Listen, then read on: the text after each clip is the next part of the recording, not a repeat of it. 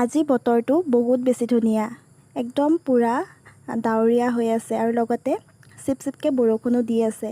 এনেকুৱা বতৰ পিছে বহুত বেছি ভাল পাওঁ, কিয়নো এইকেইদিন ইমানেই বেছি গৰম দিছে নহয়, ভিতৰত মানে থাকিবলৈ মন নোযোৱা হৈছে। আৰু চিপ চিপকৈ বৰষুণ দি থাকিলেই হয়, ডাঙৰকৈ দিব নালাগে, কাৰণ এতিয়া অসমৰ যিহে পৰিস্থিতি হৈ আছে, ডাঙৰকৈ বৰষুণ দিলে মানে ভয়েই লাগে, আকৌ কিজানি বানপানী হৈ যায়। কাৰণ মানুহবিলাকৰ এতিয়াও মানে ঠান্তিক লগাই নাই নহয়, সেইকাৰণে মানে বেয়া লাগে আৰু। বাকী এয়া ৰাতিপুৱাই অকণমান তাঁত বৈ ল'লোঁ। পাছবেলা সময়কণত মানে এইটো ৰুমত সোমাই তাঁত বৈ থাকিবৰ কাৰণে বহুত বেছি অশান্তি হয়, মানে পাছবেলা ৰ'দটো একদম পূৰা এই ৰুমটোতে পৰে, বহুত বেছি গৰম হয়। সেইকাৰণে আগবেলা সময়কণতে মা বা মই দুইজনীয়ে তাঁতখন অকণমান বৈ লওঁ। কেতিয়াবা মই বওঁ, কেতিয়াবা মায়ে বয়। মায়ে কাম কৰি থাকিলে মই বওঁ, সেয়াই আৰু তেনেকৈয়ে দুইজনীয়ে মানে বৈ আছোঁ।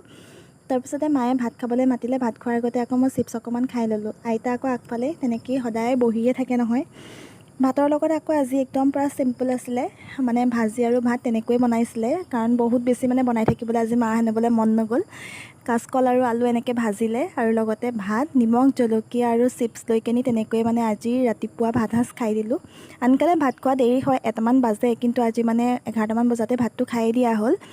আবেলি সময়ত কিবা এটা খাব লাগিব, তাৰ আগতে মানে ভাতটো খাই ল'লোঁ। ভাতটো খাই লোৱাৰ পাছত এতিয়া ভাবিছোঁ অকণমান শুই লওঁ, কাৰণ ডাৱৰীয়া বতৰত মানে শুই বহুত বেছি ভাল লাগে। আৰু মোৰ এতিয়া সেয়া দেখিছে নহয়, টোপনি ধৰিলে, সেইকাৰণে অকণমান শুই ল'লোঁ। আৰু আন্ধাৰো হ'ল, আবেলিৰ সময়ত এতিয়া ভাবিছোঁ কিবা এটা বনাওঁগৈ।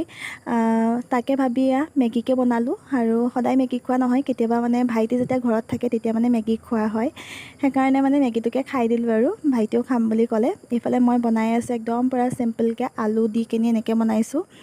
আৰু যিহেতু মই মানে পিঁয়াজ নহৰু খোৱা নাই, শাওণৰ মাহ চলি আছে, বাকী মাছ মাংসটো বাৰু নাখাওঁৱেই শাওণৰ মাহত, কিন্তু পিঁয়াজ নহৰু মই মানে খোৱা নাই, সেইকাৰণে পিঁয়াজ নহৰু নিদিয়াকৈ মানে একদম পূৰা চিম্পলকৈ বনাইছোঁ। ভাইটিহঁতলৈ বাৰু পিঁয়াজ দি দিছোঁ, কিন্তু মোলৈ মানে দিয়া নাইকিয়া।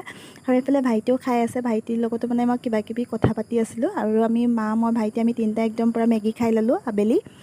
আৰু এতিয়া দেখিছেনে, এয়া মানে কাজিনজনীৰ ল'ৰাটো আমাৰ ঘৰত আছিলে, তাক পঢ়িব দিছে আৰু মাকৰ নামটো লিখিবলৈ দিলত আগত আকৌ চন্দ্ৰবিন্দুটো লগাই দিছে।